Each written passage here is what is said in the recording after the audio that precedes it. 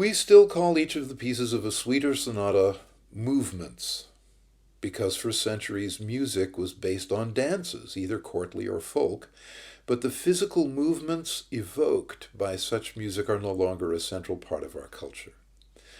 So if a person asks what sort of movement is it today, the answer often is it's in binary form.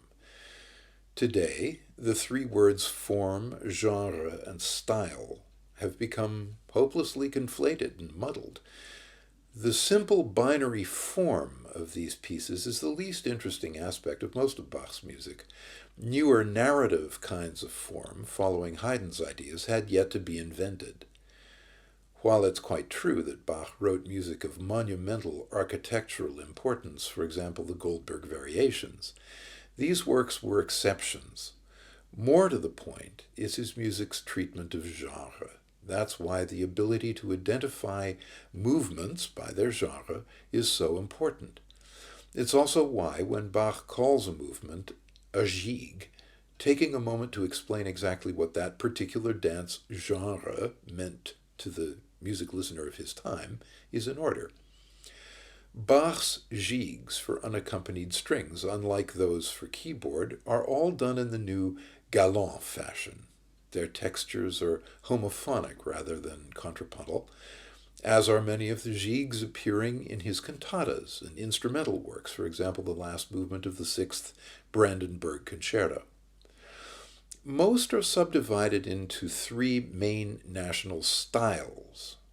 The Italian tarantella that ends, for example, the fourth cello suite in E-flat major, BWV 1010, which has uninterrupted triplet motion and is the fastest paced of the three. It leaves a virtuosic impression.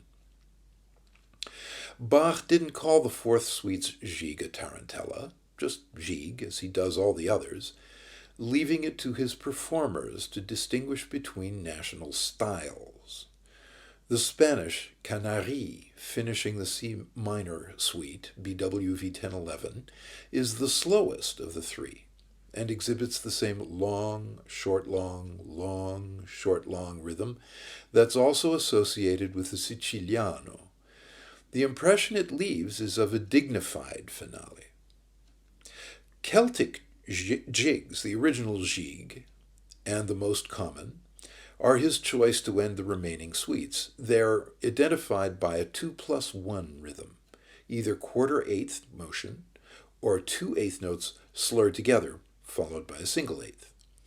Oddly, but definitely by design, Bach changed the spelling of the word gigue in all of the cello works, and in one of the violin partitas as well, to gique with a Q rather than a G, changing the seventh letter of the alphabet to the 17th.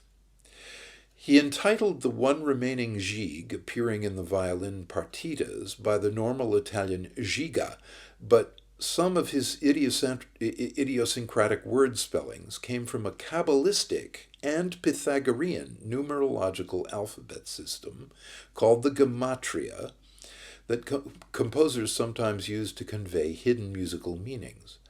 Bach assembled the cello suites and violin works in 1720, after having just lost his first wife.